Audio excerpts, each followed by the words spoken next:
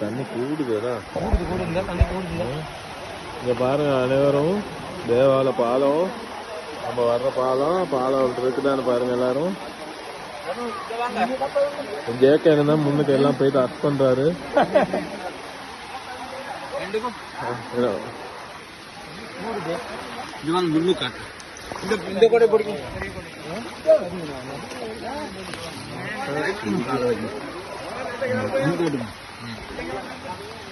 பாருங்க அங்கிட்ட தெரியவே மாட்டேங்குது டவுன் போயிட்டு.